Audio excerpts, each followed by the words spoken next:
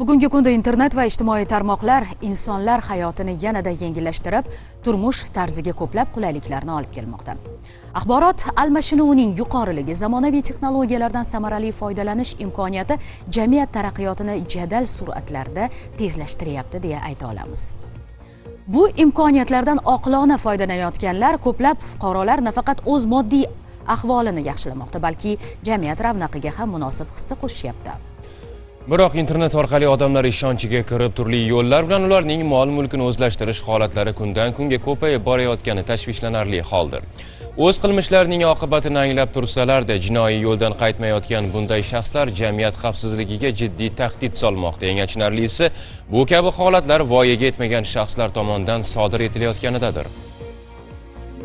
Ijtimoiy tarmoqlar rivojlanib borar ekan, undan foydalanib sodir etilayotgan jinoyatlar ham ko'paymoqda. Navbatdagi voqea oddiy telefon savdosidagi ishonuvchanlik qanday qilib firibgarlikka aylanib ketganligini ko'rsatadi. 2025-yilning avgust kunlaridan biri. Fuqaro Instagram tarmog'ida yangi telefon izlayotgan edi. Bir qarashda oddiy, ko'pchilikka o'xshash sahifa. Telefon apparati sotilishiga doir e'lon. Narxi ma'qul, rasm chiroyli, sotuvchi esa o'zini ishonchli qilib ko'rsatardi. Virtual muloqot boshlangan zahoti sotuvchi o'zini yanada xushmuomala qilib, xaridorni tezkor xaridga undaydi. Telefon mavjud, yangidek, ertagayoq yetkaziladi degan va'dalar bilan ishonchni yanada mustahkamlaydi. Shu tariqa jabrlanuvchi qariyb 16 million so'mni sotuvchining plastik kartasiga o'tkazadi. Ammo telefon kelmadi. Sotuvchi esa kutilmaganda g'oyib bo'ladi. Chorasizlik natijasida fuqaro ariza bilan murojaat qilgach, Buxoro viloyati Ichki ishlar boshqarmasi axborot texnologiyalari sohasidagi jinoyatlarga qarshi kurashish boshqarmasi xodimlari tomonidan o'tkazilgan tezkor qidiruv va texnik tadbirlar jinoyat izini ijtimoiy tarmoq chuqurlaridan topdi. Maxsus tahlillar, IP manzillar o'rganilishi, pul mablag'lari harakati bo'yicha o'tkazilgan tekshiruvlar natija berdi va nihoyat jinoyatchining shaxsi aniqlandi.